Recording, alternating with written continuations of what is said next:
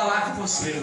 Glória a Deus. Glória a Deus. Meus amados irmãos, é com muita alegria nesta noite que eu comecei a meditar no Salmo 23 e o Senhor me levou a eu pensar acerca deste Salmo e faz nós refletirmos que muitos conhecem esse Salmo como o Salmo do pastor. O Salmo daquele pastor que ele conhece as ovelhas, ele vive com as ovelhas no seu dia a dia. Então eu comecei a pensar, a meditar, e o Senhor me levou lá na vida de Davi, quando Samuel ele foi na casa de Jessé, o belemita, e Deus já estava entristecido com Saul, e disse a Samuel: olha, Samuel, enche o seu vaso de azeite e vai até a casa de Jessé, o belemita, porque eu tenho provido de um rei na casa de Jessé.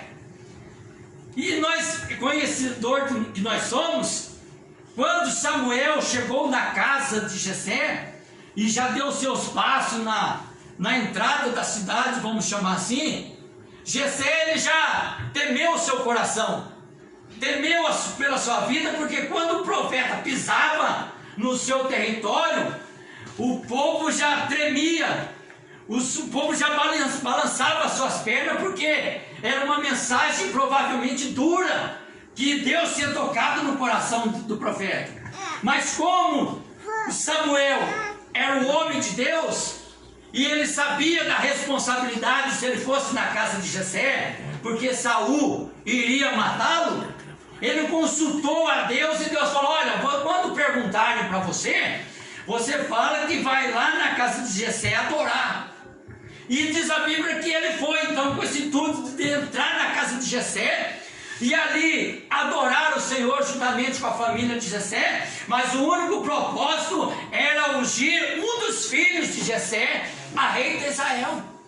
E nós é do nosso conhecimento. Então ele entrou para dentro da casa de Jessé, o belemita, e ali Jessé, ele tinha 7 homens, homens guerreiros, homens formados, homens habilidosos, homens de boa aparência, homens que qualquer um de nós batêssemos os olhos dele, com toda certeza nós afirmaria: é esse que é o rei de Israel, é esse que tem, no meu ponto de vista, as qualidades e as características suficientes para ser o rei. Mas Deus falou com Samuel: olha, Samuel, não olha para a aparência, o homem olha para a aparência, mas eu olho para o interior do homem. Aleluia. E aí a Bíblia vai nos dizer que passou-se os 7 filhos de Jessé diante dos olhos de Samuel, mas nenhum Deus tinha aprovado, tinha tocado no coração de Samuel. Até que Samuel levantou e perguntou: existe mais alguém? Existe mais algum filho, Jessé?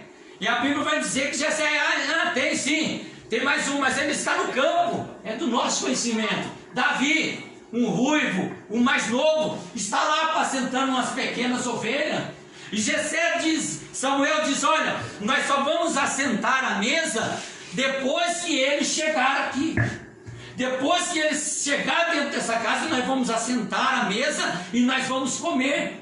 Porque até então Davi, ele estava apacentando ovelha do seu pai ali, Jessé, mas ele era uma espécie de um discriminado da família, um rejeitado da família. Ele não tinha comunhão com os seus irmãos, porque o taxava como um não irmão do povo deles. Então ele vivia afastado.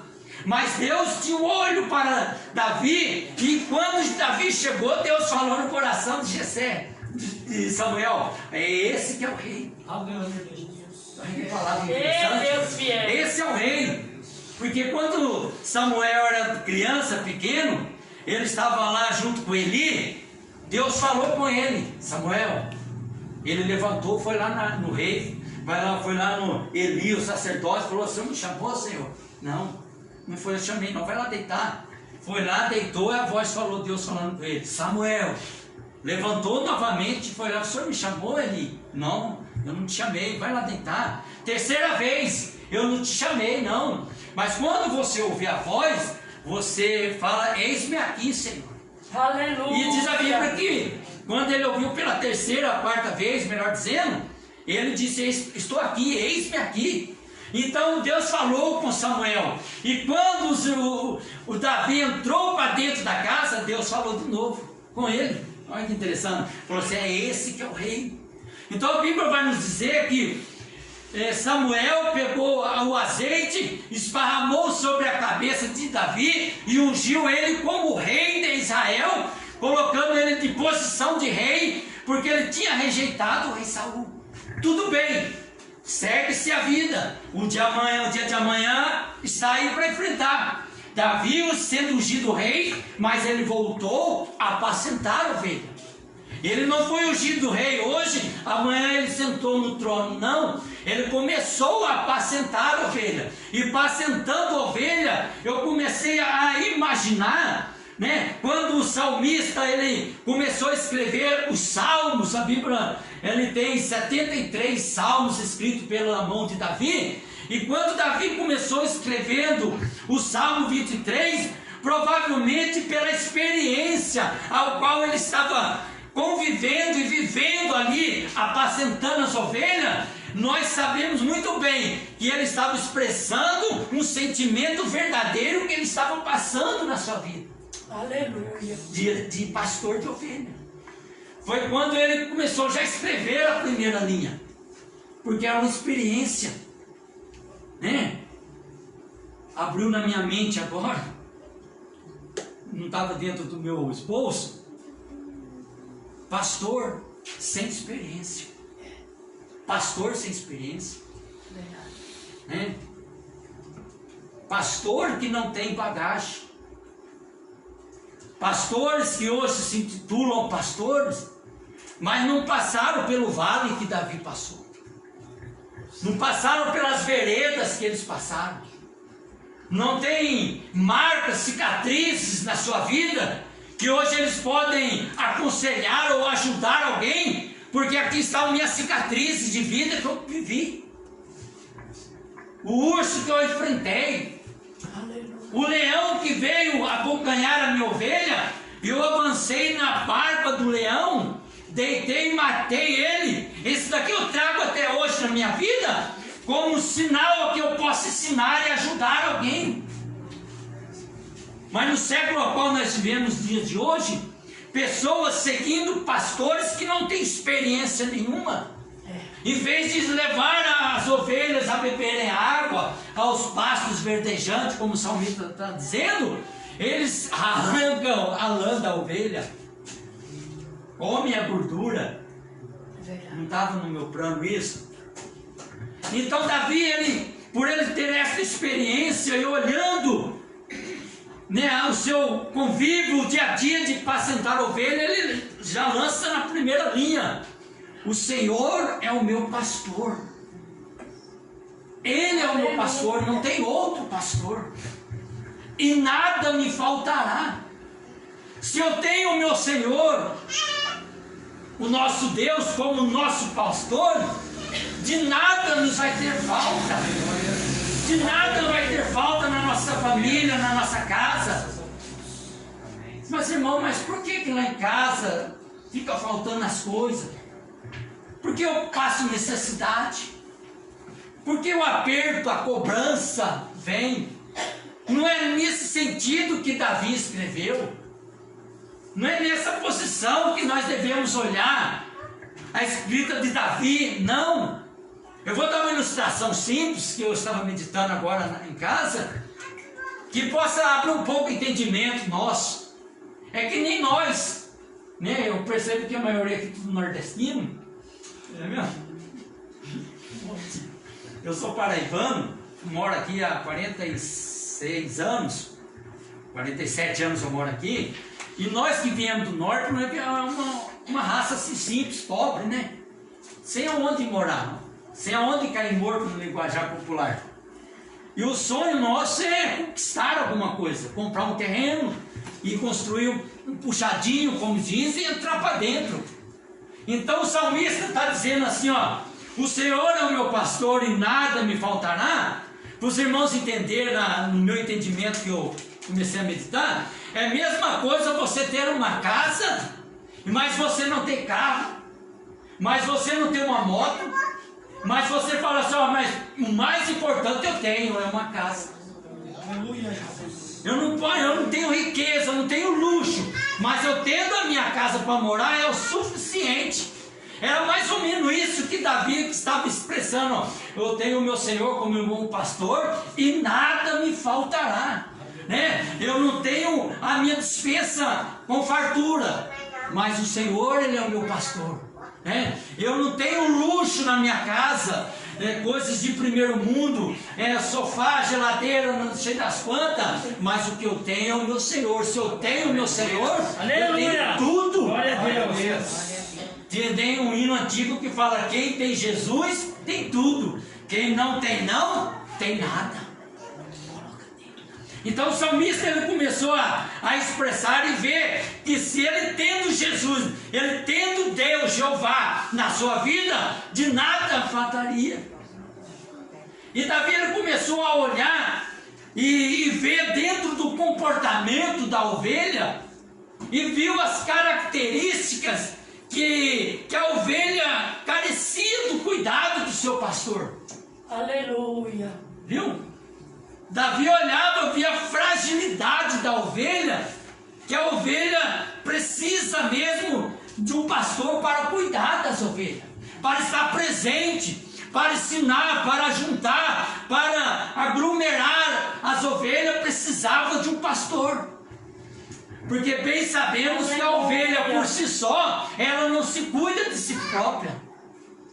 Se você vasculhar nas redes sociais acerca da ovelha, todos vão dizer que a ovelha, ela está na última da cadeia alimentar. Ela não tem defesa.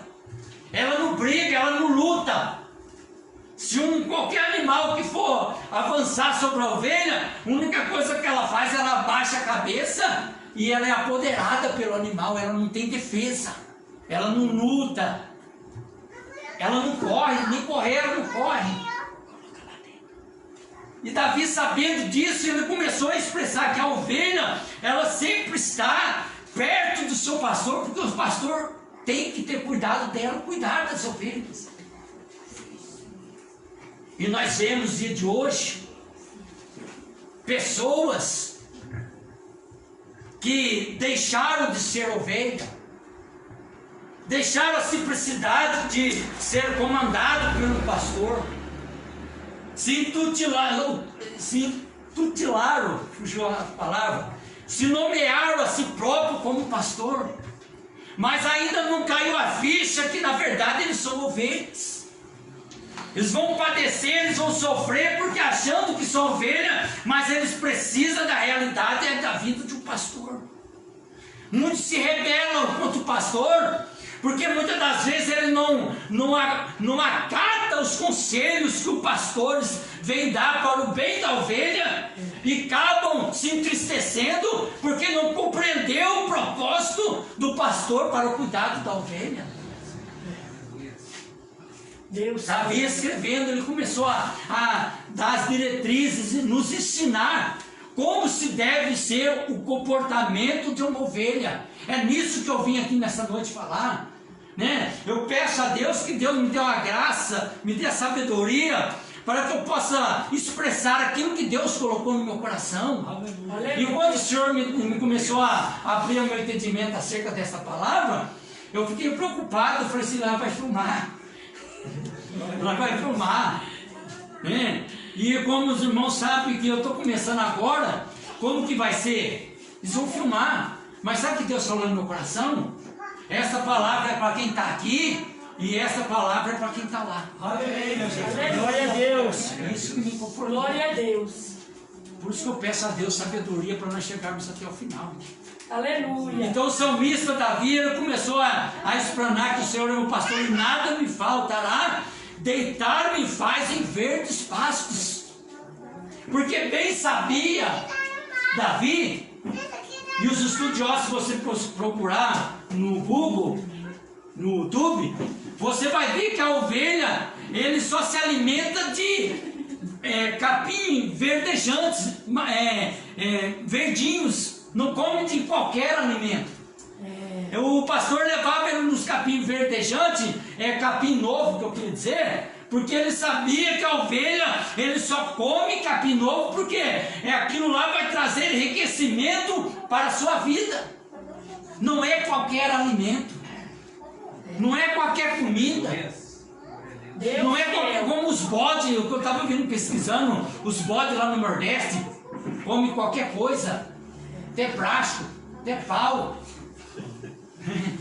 Falaram isso aí, o que der para eles comem, e aquilo ali com o passar do tempo vai matando ele, porque aquela comida não gera na sua barriga, e eles vão morrendo pouco a pouco, porque o alimento próprio para se comer eles não comem. E Davi sabia bem disso, e Deus, sabendo bem disso, me trouxe aqui nesta noite para abrir os nossos olhos para aquilo que nós estamos comendo, para aquilo que nós estamos se alimentando. Se o alimento que nós estamos alimentando no dia a dia nosso vai trazer fruto espiritual para a nossa vida, ou nós estamos alimentando de coisas supérfluas, coisas que não têm vitamina nenhuma espiritual, e quando nós estamos se alimentando, comendo, vai nos trazer lá na frente o resultado, que nós vamos perecer, nós vamos morrer. É o alimento que nós comemos.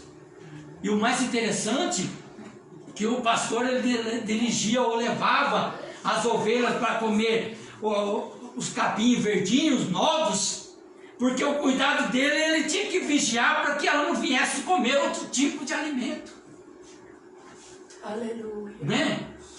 É o que nós vemos no dia de hoje. Pessoas passam o dia comendo tantas coisas, e depois chega no culto à noite, na igreja, onde está a presença de Deus, e não sente nada.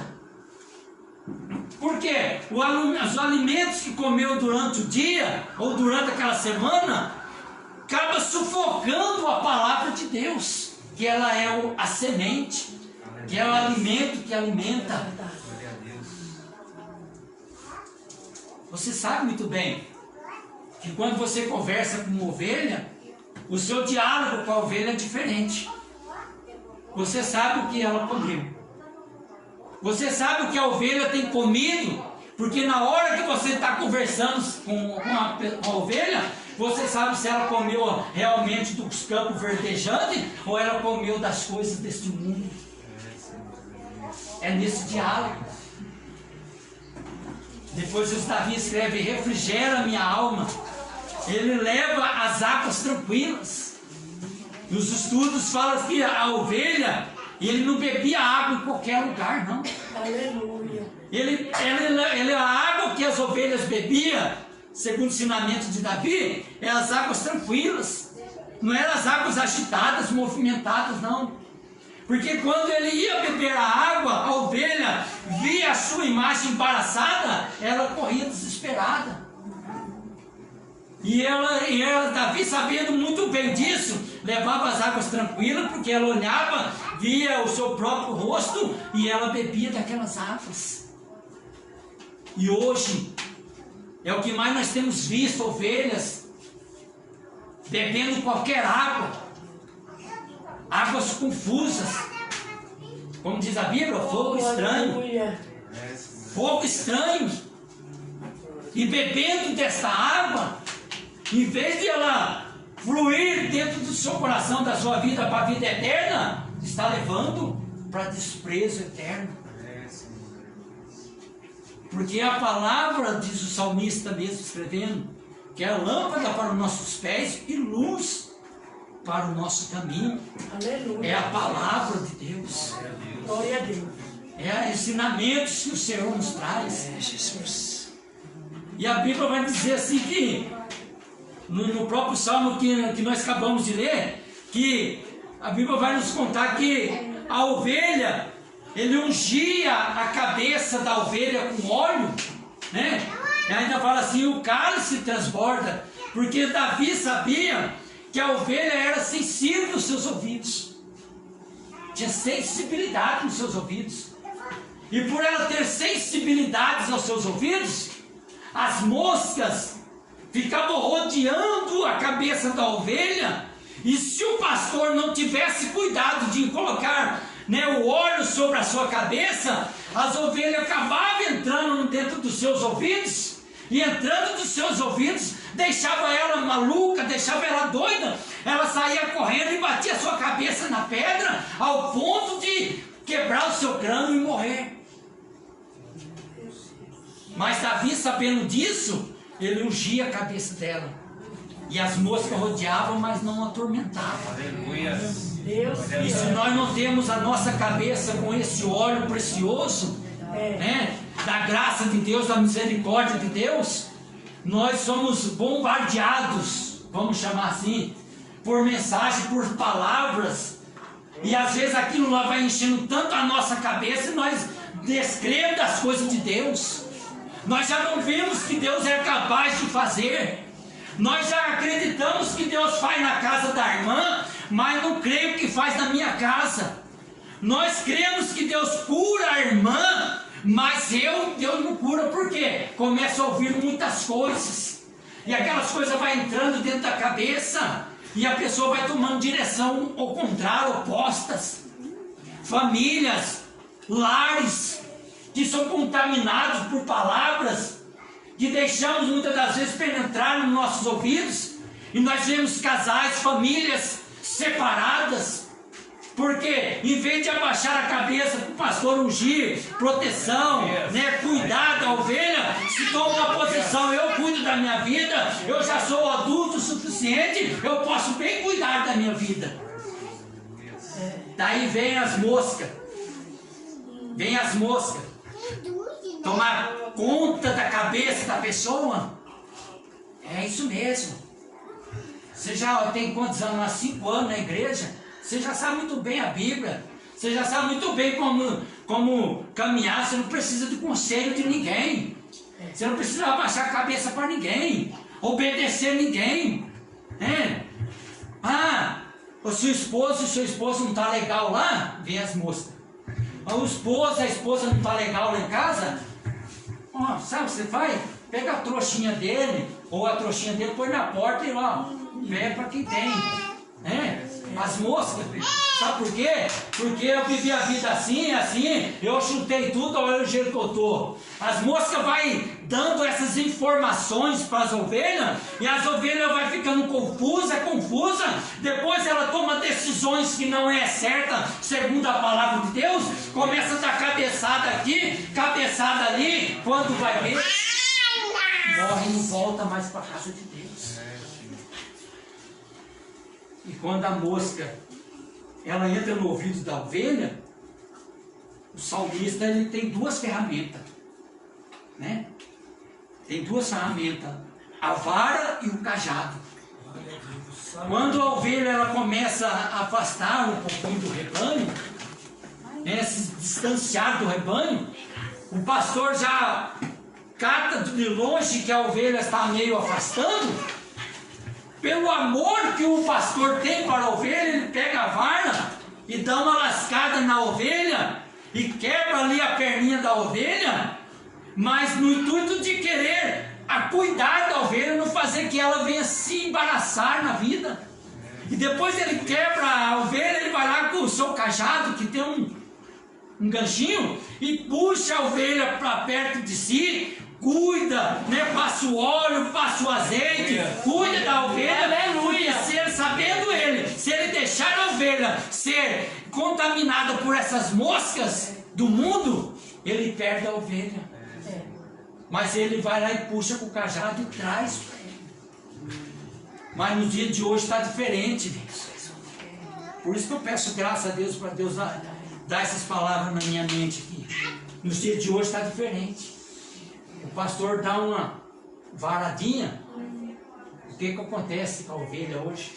O que acontece se o pastor dá uma varadinha? A ovelha abandona. A ovelha se rebelia, fica rebelde. Não consegue entender o propósito do pastor na vida da ovelha e já começa a tacar pedra no pastor, achando que a atitude do pastor vai condenar ela à perdição. Mas na realidade o pastor quer que ela chegue mais para perto do rebanho, ajunta com o rebanho. Glória a Deus. Porque um pastor estava pesquisando acerca das ovelhas e ele perguntou qual a diferença da ovelha e do bode. Que diferença que tem? Né? Se as duas, nós bater, eu que eu não conheço, se eu bater eu não consigo definir quem que é ovelha e quem é bode, eu não consigo. Né? Mas o pastor ele sabe, no convívio do dia a dia ele sabe quem que é ovelha, porque a ovelha ela só anda em grupo. Ela só anda em grupo, enquanto o bode ele não consegue andar em grupo, só anda sozinho. E a ovelha é interessante que quando elas vão dormir, ela dorme em grupo, apesar que é o mesmo aprisco, né? No linguajar meu de menino, eu chamava de curral, né? É no mesmo aprisco, e ali vai todas as ovelhas, mas dentro daquele aprisco tem a separação das ovelhas e do bode. É lá no final dos tempos que o Senhor vai separar as ovelhas do bode. Porque se a ovelha, se colocar o bode no meio das ovelhas, ele mata as ovelhas. Então eles separam. E esse pastor perguntou: e na parte de comida, como que faz? Olha, se você colocar uma tigelinha para 10 ovelhas, as 10 ovelhas comem na tigelinha. Mas se colocar a mesma tigelinha para 2 bodes, os 2 brigam, se matam, mas não comem. Ensinamento das ovelhas. Então Davi olhando para isso, sabendo que era necessário os cuidados do pastor para com a ovelha, e nós como ovelha do Senhor, porque o Senhor mesmo, ele citou, ele em vários versículos da Bíblia, ele nos chama de nós de ovelha. Por quê? Porque os pregadores de hoje, você já reparou? Está na rede social mesmo? Você já reparou os pregadores da rede social? Não tem nome de ovelha, ou é águia, né? Ou leão, né? Isso tudo coloca, se intitula aves de grande porte, mas nenhum fala ovelha do Senhor, né? Ou se for um leão no culto, irmão, né? Uma águia, você quer, né? Sobressai sobre todos, mas ovelha ninguém intitula como ovelha. Mas Jesus nos chamou-nos de ovelha, porque a ovelha ela obedece. A ovelha, quando ela é levada para o matadouro, a ovelha ela vai a caminho do matadouro, ela vai inocentemente, de cabeça baixa, obedecendo a voz do seu pastor. E a ovelha, que é a ovelha, jamais ela vai ouvir outro pastor. Entendeu? Jamais ela vai ouvir outro pastor. Se colocar um grupo de ovelhas, né, de um determinado pastor, colocar 1000 ovelhas de um pastor, e vir mais outro pastor com outras 1000 ovelhas para beber água, e mais outro pastor com mais 1000, 3000 bebendo água naquele rio, na hora que o pastor gritar, estão tudo ali embaraçado, mas na hora que o pastor chamar as suas ovelhas, cada ovelha vai obedecer a voz do seu pastor. Então nós que somos ovelhas do Senhor, nós temos que acatarmos a palavra do Senhor como ovelhas. A palavra do pastor às vezes é dura, às vezes é até pesada, como o nosso irmão ali acabou de falar, mas ela vai trazer benefício para a nossa fé cristã. Jamais Deus ele vai colocar você no lugar e vai deixar você ao léu, vai deixar você desamparado. Não, todas as coisas, Deus ele tem um propósito. Deus tem um propósito. Não foi assim na vida de Ruth? Não foi assim na vida de Esther? Mardoqueu estava lá na porta do palácio, falou assim: olha, Esther, será que não foi para esse momento que Deus te colocou aí? Você entendeu, ouvir? Olha, Esther, será que não foi para esse momento que Deus colocou você aí no palácio? Em outras palavras, para você lutar contra a nosso favor? Para você ir diante do rei e pedir socorro diante do rei a nosso favor? Será que Deus não colocou